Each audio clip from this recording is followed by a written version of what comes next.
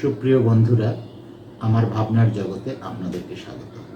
গত পর্বে আমি আপনাদেরকে বলেছিলাম যে এই পর্বে আপনাদের সাথে কনসেপ্ট বা ধারণার ইনগ্রেডিয়েন্ট বা উপাদান নিয়ে আলোচনা করব। যেমন আমার দ্বিতীয় পর্বে আপনাদের সাথে বলেছিলাম যে একজন আমাকে জানিয়েছিল যে সে কনসেপ্ট বলতে অনুমান বুঝতেছে, এবং হয়তো অনেকে জানান নাই, তারাও হয়তো কনসেপ্ট বলতে অনুমান বুঝেছেন। আর সেই কারণে আমি বিষয়টা ক্লিয়ার করেছিলাম যে হ্যাঁ, কনসেপ্টের একটা উপাদান অবশ্য অনুমান, কিন্তু কনসেপ্ট অনুমান নয়, অ্যাজাম্পশন কনসেপ্টের একটা উপাদান। এবং এটা বোঝাতে গিয়ে আমি একটা উদাহরণ দিয়েছিলাম, আপনাদের নিশ্চয় মনে আছে, যে পানি এবং শরবতের মধ্যে একটা উপাদান পানি অবশ্যই আছে, কিন্তু পানি এবং শরবতের মধ্যে বিপুল পার্থক্য, কেননা শরবতের মধ্যে পানি ছাড়া আরও উপাদান আছে, কিন্তু পানি শুধু পানি। তো তেমনি কনসেপ্টের মধ্যে অ্যাজাম্পশন একটা উপাদান আছে, কিন্তু আরও উপাদান আছে। এই পর্বে আমি আর কি উপাদান আছে সেটা নিয়ে আপনাদের সাথে আলাপ করছি। তো কনসেপ্টের মধ্যে অ্যাজাম্পশন ছাড়া আর দুটি উপাদান আছে, একটা হচ্ছে কোশ্চেন আর একটা হচ্ছে লজিক। এই তিনটি উপাদান নিয়ে কনসেপ্ট গঠিত বা কনসেপ্ট তৈরি হয়। এই তিনটি উপাদান থাকলে কনসেপ্ট তৈরি হয়। আর একটা কমন উপাদান, সেটা হচ্ছে ইনফরমেশন তো আছে, কারণ ইনফরমেশনের সাথে এই তিনটি উপাদান যোগ হয়ে কনসেপ্ট তৈরি হয়।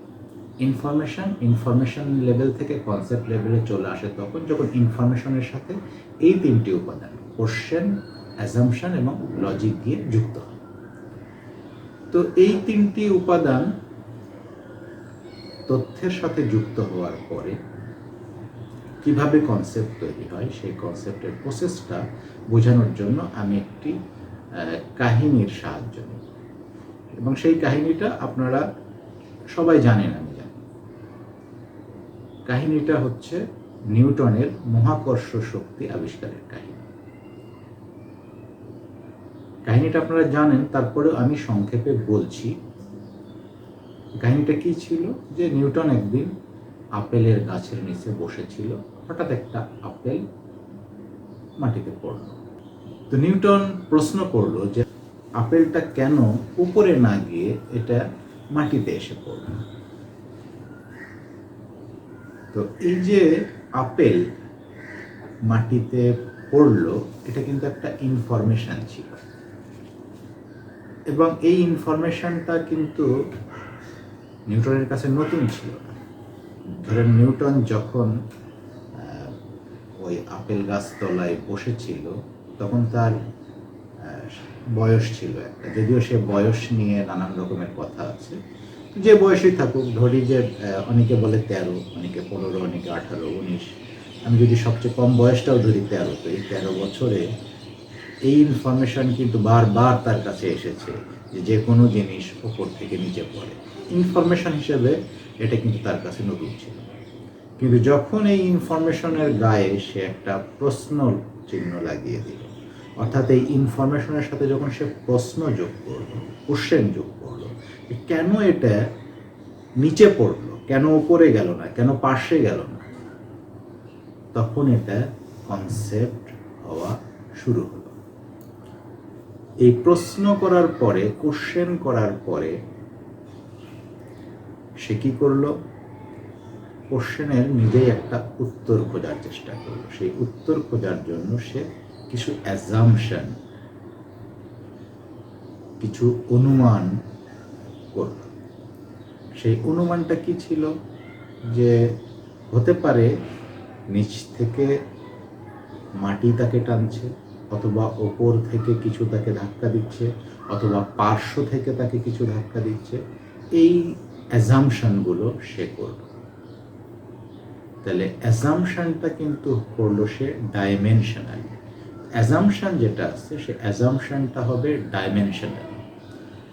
এবং অ্যাজাম্পশনটা কেন করতে হবে, assumption dimensionally for clarification the inner truth. যে এই অনুমানটা হচ্ছে যে ভিতরের সত্য, সত্যের সত্যকে সুস্পষ্ট করার জন্য অ্যাজাম্পশন। আর শুরুতে যে কোশ্চেন ছিল, কোশ্চেনটা কেন? কোশ্চেনটা হচ্ছে finding and identifying the truth, অর্থাৎ ভিতরের সত্য, finding and identifying the inner truth, অর্থাৎ ভিতরের সত্যকে খুঁজে বের। এখন এই যে ইনার ট্রুথ বলছি, মানে ভিতরের সত্য, তার মানে সত্য কিন্তু সবসময় একই রকম না। আমরা মনে করি যে সত্য সবসময় একই রকম না। সত্যের ডিগ্রি আছে, মাত্রা আছে, লেভেল আছে, সত্যের ভিতরে সত্য লুকিয়ে আছে। যেরকম যখন নিউটন এই যে প্রশ্ন লাগিয়ে দিল যে কেন এটা, এই তথ্যের উপরে প্রশ্ন লাগালো যে কেন এটা নিচে পড়লো, কেন উপরে গেল না, কেন পার্শ্বে গেল না, তার মানে তার কাছে কিন্তু এই ইনফরমেশন একটা সত্য ইনফরমেশন, একটা ট্রু ইনফরমেশন। আমরা ইনফরমেশনেরও ইনগ্রেডিয়েন্ট বলেছিলাম যে এটা ট্রুথ একটা ইনফরমেশনের। এই ট্রুথ ইনফরমেশন কিন্তু তার কাছে ছিল, যে যে কোনো জিনিস নিচে পড়ে, তাহলে এটা কিন্তু সত্য ছিল। কিন্তু এই সত্যে সে স্যাটিসফাইড ছিল না, তখন সে এই সত্যের ভিতরের আরেকটা সত্য খোঁজার জন্য প্রশ্ন লাগিয়ে দিল যে কেন এটা নিচে যাচ্ছে, এবং তার ফলেই কিন্তু আরেকটা নতুন সত্য আবিষ্কার হয়েছিল।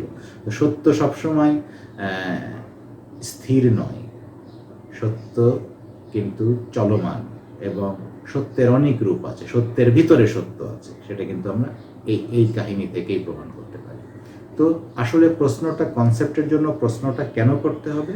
প্রশ্নটা হচ্ছে করতে হবে এই জন্য যে finding and identifying the inner truth, অর্থাৎ ভিতরের সত্য, আভ্যন্তরীণ সত্য, সত্যর ভিতরের সত্যকে খুঁজে বের করা এবং চিহ্নিত করার জন্য প্রশ্ন করতে হবে। এবং প্রশ্ন করার পরে নিজেই অ্যাজাম্পশন করতে হবে। অ্যাজাম্পশন ডাইমেনশনালি, নানা দিক থেকে এটাকে কল্পনা করতে হবে। কেন? Assumption dimensionally for clarification of inner truth. এই যে ইনার ট্রুথ প্রশ্ন করার পরে যে ইনার ট্রুথকে খুঁজতেছি, সেটাকে ক্লারিফাই করার জন্য, সেটাকে স্পষ্ট করে তোলার জন্য নানান অ্যাজাম্পশন করতে হবে। এবং অ্যাজাম্পশনের আবার দুইটা উপাদান আছে। একটা হচ্ছে যে আপনার মেমোরি, রিমেম্বারিং, আপনার মেমোরিতে যে তথ্য আছে ওই বিষয়ে, সে তথ্যগুলোকে আপনার রিমেম্বারিং করতে হবে, স্মরণ করতে হবে। এবং মেমোরি রিমেম্বার করার পরে সেগুলো দিয়ে আপনাকে ইমাজিনেশন করতে হবে, কল্পনা করতে হবে, আপনাকে কল্পনার জগতে চলে যেতে হবে। এই মিলে হচ্ছে অ্যাজাম্পশন। তো সে কিন্তু অ্যাজাম্পশন করেছিল। নিউটন কি অ্যাজাম্পশন করেছিল? যে হতে পারে কোনো একটা জিনিস তাকে উপর থেকে ঠেলে নিচে দিয়েছে, অথবা পার্শ্ব থেকে কোনো জিনিস তাকে চাপ দিয়ে নিচে দিয়েছে, অথবা নিচে থেকে কোনো জিনিস তাকে টেনেছে। এই যে ডাইমেনশনালি সে অ্যাজাম্পশন করেছে তার মেমোরির ভিত্তি থেকে। কি মেমোরির ভিত্তি থেকে? যে ধাক্কা দেওয়া, তার জানে ধাক্কা একটা শক্তি, টানা একটা শক্তি, হ্যাঁ, এইগুলো তার মেমোরিতে ছিল। সেগুলোকে সে রিমেম্বার করে, ইমাজিন করে সে একটা অ্যাজাম্পশন করল। এরপরে অ্যাজাম্পশনের পরে যেটা ইনগ্রেডিয়েন্ট, সেটা হচ্ছে লজিক। এবার সে লজিক দেওয়া শুরু করলো, যে অ্যাজাম্পশনগুলো সে দিয়েছে লজিক্যালি এটা কতটা ঠিক। তো লজিকটা কি জন্য আবার? Logic for justifying the clarification. এই যে ক্লারিফিকেশন, সে ইনার ট্রুথকে ক্লারিফাই করার জন্য যে অ্যাজাম্পশনগুলো করলো, সেটাকে জাস্টিফাই করার জন্য, সে লজিক আনলো। এখন লজিকের আবার তিনটা উপাদান আছে। লজিক হচ্ছে একটা রিজনিং, একটা মেকিং জাজমেন্ট, আর একটা হচ্ছে সলভিং প্রবলেম। এই তিনটা জিনিসের সমন্বয়ে আসলে লজিক। তো যখন সে লজিক দাঁড় করালো, লজিক্যালি দেখলো যে না, যদি পার্শ্ব থেকে কিছু জিনিস তাকে ধাক্কা দিত, লজিক্যালি আমরা কি দেখি? আমাকে পিছন থেকে কেউ ধাক্কা দিলে আমি সামনের দিকে চলে যাব, সামনে থেকে ধাক্কা দিলে পিছনে যাব, কিংবা বাম থেকে ধাক্কা দিলে ডানে যাব, ডান থেকে ধাক্কা দিলে বামে যাব। তো তাহলে কোনো জিনিস তাকে আশপাশ থেকে ধাক্কা দেয়নি, তাহলে আশপাশের জিনিসগুলো লজিক্যালি নাইট হয়ে গেল। এবার সে চিন্তা করলো যে হ্যাঁ, উপর থেকে কিছু ঠেলে দিতে পারে, অথবা নিচের থেকে কিছু টান দিতে পারে। তো সেটাও দেখলো যে উপর থেকে যদি কিছু জিনিস ঠেলে দিত, তাহলে তো ওপর থেকে সব কিছু নিচে ঠেলে পড়বে। কিন্তু যা কিছু পড়ে থাকে সব কিছু নিচেই পড়ে থাকে, তাহলে হতে পারে যে নিচের থেকেই কিছু জিনিস তাকে টেনে রাখতেছে। এভাবে সে লজিক্যালি জাস্টিফাইং করতেছে, এবং এই জাস্টিফাইংয়ের ফলে যখন এটাকে সে আবার পরীক্ষা নিরীক্ষা লব্ধ, তার এই কনসেপ্ট কাজকে যখন পরীক্ষা নিরীক্ষা করে, যখন আমরা বলেছিলাম যে ইনফরমেশন প্রথমে ইনফরমেশন থেকে কনসেপ্ট লেভেলে আসে, সেই কনসেপ্টটাকে যখন পরীক্ষা নিরীক্ষা করা হয় তখন জ্ঞান হয়। যখন সে এটাকে নিয়ে পরীক্ষা নিরীক্ষা করলো, সর্বশেষে সে কী জানতে পারলো যে আসলে এটা হচ্ছে মহাকর্ষ শক্তি, এবং শুধু যে পৃথিবী সব কিছুকে টেনে রাখছে তা না, প্রত্যেক বস্তুকে তার নিজের দিকে টানে, অর্থাৎ প্রত্যেক বস্তুরই এই মহাকর্ষ শক্তি আছে। কিন্তু জয়ী হয় কে? যার ভর বেশি। তো পৃথিবীর যেহেতু ভর বেশি, সেহেতু পৃথিবী সব কিছুকে শেষে টেনে রাখতে সক্ষম হয়। কিন্তু ওই যে আপেল যে মাটিতে পড়লো, সে আপেলও কিন্তু পৃথিবীকে তার দিকে টানে।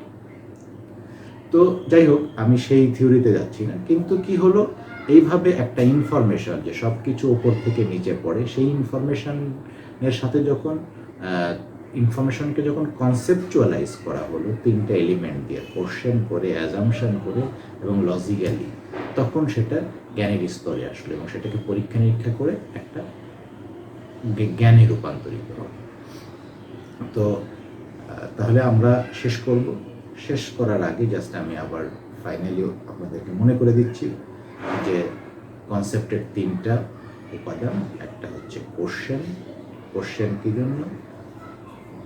Question for finding and identifying the inner truth, অর্থাৎ প্রশ্ন হচ্ছে যে আভ্যন্তরীণ সত্যকে খুঁজে বের করা এবং শনাক্ত করা।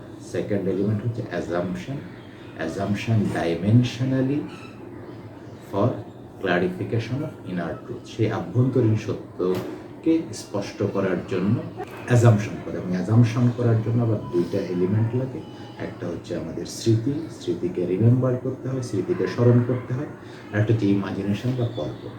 আর থার্ড হচ্ছে যখন আমার অ্যাজাম্পশন হয়ে গেল ডাইমেনশনালি, সেই অ্যাজাম্পশনকে জাস্টিফাই করার জন্য আমাকে লজিক সেট করতে হয়। লজিকের তিনটা উপাদান, একটা হচ্ছে রিজনিং, একটা হচ্ছে মেকিং জাজমেন্ট, আর একটা হচ্ছে সলভিং প্রবলেম।